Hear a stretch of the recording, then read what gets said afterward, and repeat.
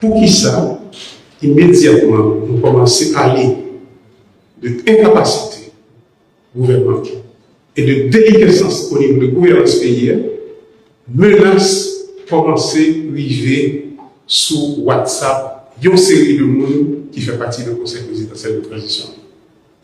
Et menace ça, dans le texte que j'ai publié là, après toute menace ça, qui sortit dans l'ambassade américaine, qui sortit dans l'ambassade Canada, côté que je dis, si nous pas désister à la question de remplacer le Premier ministre, il y a coupé visa, famille.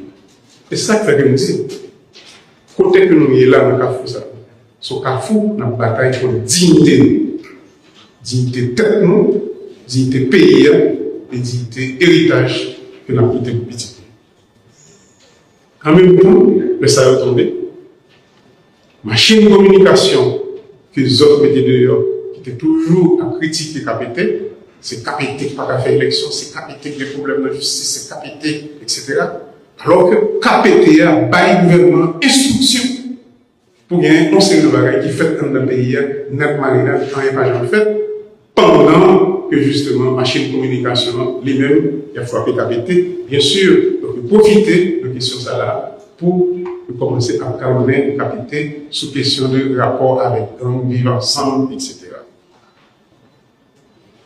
Mais nous, depuis longtemps, on dit que le mode de gouvernance, ça, c'est que 3-4 personnes kidnappent le pays. Ils prennent l'État en otage. Bagaille, ça, il faut le finir. Pour mal tailler pour qu'ils soient de contrat à droite, à gauche, pour finir, pour nous avoir pays, on le souffle. Nous avons été à l'école, nous avons le travail, mais tout pour nous assurer que nous avons l'environnement que nous avons. Si le véritable un système ça, qui crée misère, la honte, ça dans le pays, c'est un crime, même parler pour nous continuer la bataille ça, sans.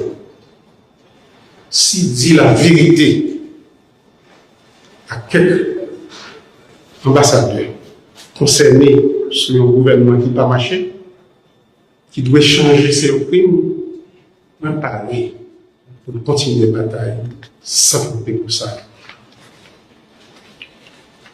Si bataille contre la mafia qui est le pays en otage depuis longtemps, c'est un crime, même parler pour nous continuer la bataille sans plus. Si bataille contre la mafia qui est impliquée dans une drogue, armes, balles, organes, et qui la cause qu'on y a dans une situation de crime transnational, côté que l'économie pays, une économie qui a la misère, côté que tout le monde, majorité jeunes garçons, jeunes femmes, a couru quitter le pays, côté que dans les statistiques, justement, mon international, il a dit que 85% du monde qui a un diplôme universitaire, c'est haïtien, il y a un dehors pays. Si bataille pour ça, c'est un crime, vraiment.